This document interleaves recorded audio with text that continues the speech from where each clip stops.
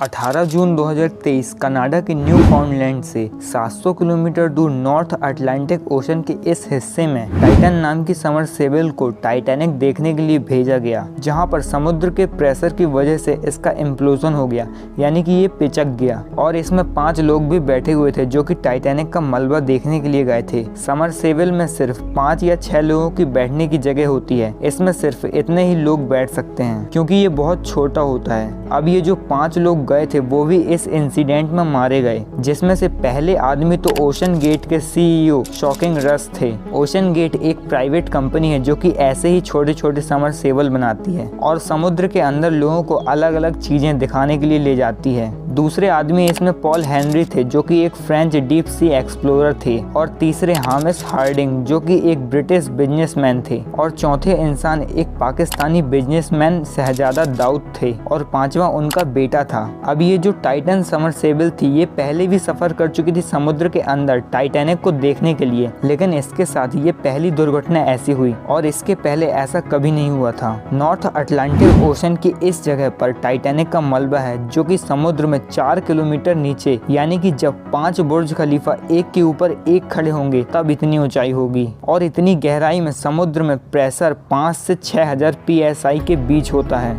Titan submersible को 18 जून को सुबह के 9:30 बजे समुद्र के अंदर उतारा गया, जिसके 1 घंटे 45 मिनट बाद उसका मदरशिप से कनेक्शन टूट गया। मदरशिप सबमर्सिबल के साथ अपना कनेक्शन बनाए रखती है ताकि सबमर्सिबल कहीं गुम न जाए। कनेक्शन टूटने के बाद इस घटना पर ज्यादा ध्यान नहीं दिया गया क्योंकि ऐसा पहले भी हो चुका है, लेकिन जब वापस लौटने का टाइम हो गया, यानी कि 7 घंटे पूरे हो गए और सबमर्सिबल में कोई भी कनेक्शन नहीं हुआ, तो फिर टाइटन को ढूंढने के लिए सर्च ऑपरेशन शुरू किया गया, जिसमें US कोस्ट गार्ड और कैनेडियन कोस्ट गार्ड से मदद ली गई। रॉयल कैनेडियन एयरफोर्स भी इस टाइटन को ढूंढने में लग गई। 2 दिनों तक टाइटन को ढूंढने के लिए सर्च ऑपरेशन जारी रहा, लेकिन फिर भी टाइटन का कुछ भी पता नहीं चल सका। लेकिन फिर तीसरे दिन 21 जून को समुद्र के नीचे कुछ आवाजें सुनाई दी। इसके बाद तुरंत ROV यानी कि remote operated under water vehicle को आवाजों की तरफ ले जाया गया जिस डायरेक्शन से आवाज आ रही थी, लेकिन इसके बाद भी टाइटन का कुछ भी नहीं पता चला। इसके बाद लगभग 80 घंटे बीत जाने के बाद फिर से ROV को टाइटैनिक के मलबे के पास भेजा गया, तो वहां पर उन्हें कुछ और ही पता चला।